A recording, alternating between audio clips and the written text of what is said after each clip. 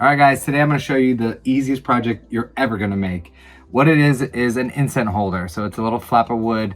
All that scrap wood you got laying around your shop, you can make it for anyone that you love. It also could be something you could do for a business, but Christmas is right around the corner, so you might have a few of these that you're going to want to make. Let's get through the process. I'm going to tell you how to make it. Very simple. I love this project. Let me show you. All right, guys, so here's the tools you're going to need. Scrap wood, a pencil, an incense, a jigsaw, a sander, and your best drill.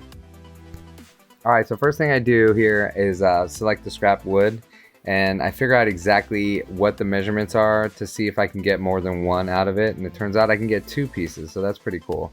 I'm gonna put an old incense holder on top of my board just to give it the curve that I'm looking for, and this will help me kind of figure out my design. So once I've done that, I can kind of visually see it, and I mark the line to see how thin of a piece I want to make. So then I clamp it down, and now it's ready to be cut. Now, using the drum part of our sander, we're going to achieve that curve that I'm looking for in this piece. What I'm going to do right here is use the disc part of my sander to take the sharp edges off the corners. Just want it to be soft to the touch, and I'm helping my design. I drew this line right in the center of my incense holder that's going to line up with the hole that the incense goes in, that lines up exactly with the groove that I'm going to make that's going to catch all the falling ashes.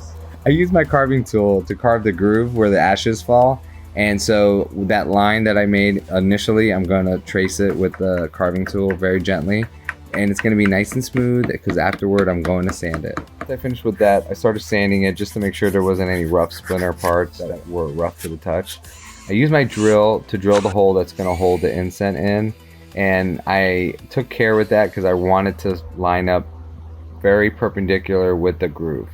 I also changed the angle because I noticed that on a regular incense it's really high up, and I wanted to change the angle so it was a little lower and it was less chance for the ashes to fall around.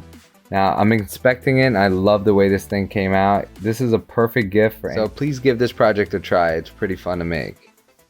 All right, guys, so thanks for joining me on this video. It was awesome to make. It's a sweet little project, and I'm really happy with it. I'm gonna make a bunch of these. This is so addicting to make, and you can do all kinds of configurations. You can make it larger, you can make it whatever you want, any kind of wood, any type of species. You can make it rustic.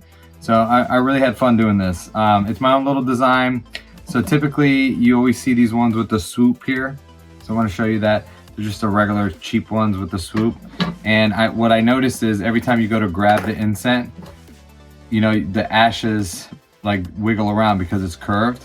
So mine, I did, instead of doing that curve, I did a sled. So when you grab it, you can keep it perpendicular, right? And you can move it around your house. So when you light it, you can go to another room to room, and still be stable.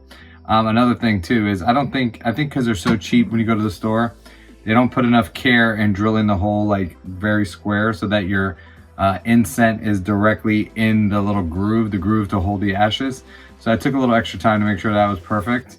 And then you get a square, it's perfect. When it falls directly into it. So let's turn it on. Let's see how it works. It's pretty sweet.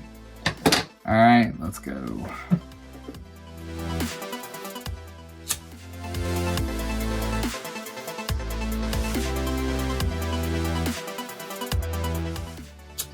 I don't know how you guys light it, but I always set it on fire and then blow it off. I'm happy with that. That's how I do it. That's my technique. It gives me a chance to play with fire for a second, get it really hot. Once I know it's golden, then I blow it out.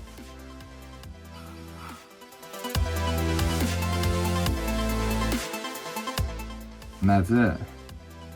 Going good. Thank you guys. I'll see you on the next one. Stay tuned for more videos.